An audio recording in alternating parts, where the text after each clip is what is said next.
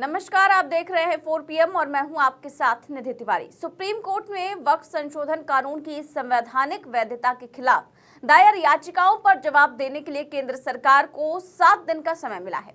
Supreme court ने साथ ही ये भी कहा है कि इस बीच कोई नियुक्ति नहीं होनी चाहिए और ना ही वक्फ बाय यूजर में कोई बदलाव होगा। सुप्रीम कोर्ट का अंतरिम फैसला आने के बाद से ही अब बीजेपी बौखलाई हुई है। वहीं विपक्ष इस पर खुशी जता रहा है और इस कानून को लगातार कटघरे में खड़ा कर रहा है। इस बीच मोदी जी के सांसद और जेपीसी अध्यक्ष जगदंबिका पाल ने बड़ा बयान देते हुए अपने इस्तीफे का प्रस्ताव रख दिया है। जी हाँ, चौंकिए मत, खबर देखिए। लिखा है, वक्फ एक्ट के खिलाफ जेपीसी के चेयरमैन रहे जगदंबिका पाल क्यों बोले दे दूंगा इस्तीफा। जगदंबिका पाल जेपीसी के अध्यक्ष थे। वो जेपीसी जिसने नए वक्फ कानून का पूरा मसौदा तैयार किया, उसमें कौन कौन से प्रावधान रखे जाए, कौन कौन से संशोधन किए जाए, ये सारा काम जिन्होंने किया, वही जगदंबिका पाल अब कह रहे हैं कि अगर मोदी सरकार के इस कानून में एक भी गलती निकली, एक भी खामी निकली तो मैं इस्तीफा दे दूंगा। जी हाँ, तो एक तरफ तो सरकार की तरफ से पेश हुए सॉलिसिटर जनरल सुप्रीम कोर्ट में इस कानून का बचाव नहीं कर पाए, दलीलें पेश नहीं कर पाए, सुप्रीम कोर्ट के सवालों के जवाब तक उनके पास नहीं थे और इसीलिए सरकार को बैकफुट पर जाना पड़ा। इसीलिए सरकार को उन प्रावधानों पर खुद ही स्टे लगाना पड़ा। सुप्रीम कोर्ट ने अंतरिम रोक एक तरीके से लगा दी कि ना तो किसी संपत्ति को डिनोटिफाई करेंगे, ना ही किसी संपत्ति की स्थिति को बदलने का काम करेंगे और ना ही कोई नई नियुक्ति करेंगे। तो एक तरफ सुप्रीम कोर्ट में सरकार के वकील टिक नहीं पाए और दूसरी तरफ सांसद कह रहे हैं कि एक भी गलती हुई तो मैं इस्तीफा दे दूंगा। मतलब अजीब ही स्थिति है। अगर इनको अपने कानून पर इतना ही कॉन्फिडेंस है कि एकदम सही है, तो फिर इनके वकील कोर्ट में टिक क्यों नहीं पाए? आखिरकार क्यों सुप्रीम कोर्ट को एक्शन लेना पड़ा? क्यों 7 दिन का समय मांगना पड़ा अपनी तरफ से दलीलें रखने के लिए? मैं 100%, मैंने एक दो बार और कहा कि अगर जो हमने रिपोर्ट बनाई है वो जो कहा जा रहा है कि अनकॉन्स्टिट्यूशनल है, या मतलब वो कहा जा रहा है कि धार्मिक स्वतंत्रता को मतलब इस पे हस्तक्षेप करता है, मैं इस्तीफा दे दूंगा। क्या ये सुप्रीम कोर्ट पर प्रेशर बनाने की पॉलिटिक्स है? क्या सुप्रीम कोर्ट को ये बताने की कोशिश की जा रही है कि हमारे कानून में एक भी गलती नहीं है? अगर इतनी भी कमी नहीं है तो फिर क्यों अपने कानून का बचाव आप सुप्रीम कोर्ट में नहीं कर पाए? कुछ ऐसे ही सवाल उठाए हैं AIMIM प्रमुख असदुद्दीन ओवैसी ने और बताया है कि क्या क्या कमियां इस कानून में है। सुप्रीम कोर्ट ने इंटरिम रिलीफ दिया। हमारी पार्टी का और all India Muslim personal law board का ये स्टैंड रहा है कि ये पूरा कानून काला कानून है, ये अनकॉन्स्टिट्यूशनल है।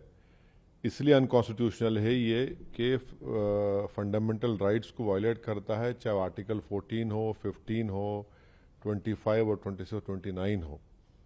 तो ये जो इंटरिम ऑर्डर है, इससे हटकर हम इसको कॉशियसली देखते हैं। क्यों देखते हैं? क्योंकि इसमें करीब 45-48 अमेंडमेंट्स हैं।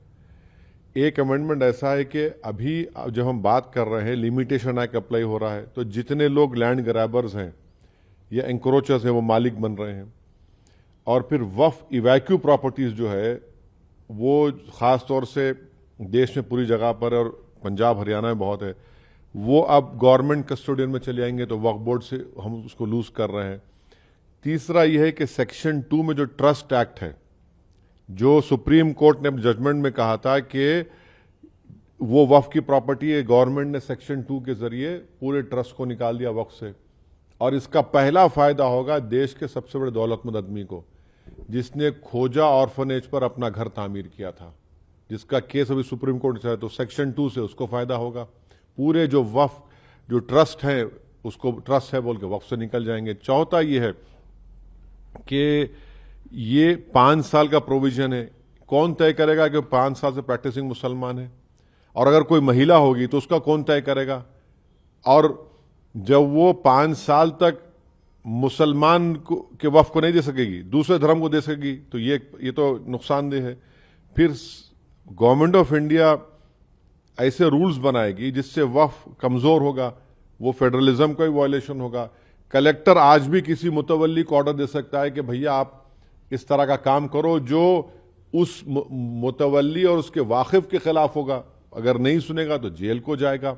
हम तो यही चाहेंगे कि ऑनरेबल सुप्रीम कोर्ट इसको जल्द से जल्द सुने, क्योंकि इसमें ऐसे कई सेक्शंस हैं जिससे वक्फ को ख़त्म किया जा रहा है।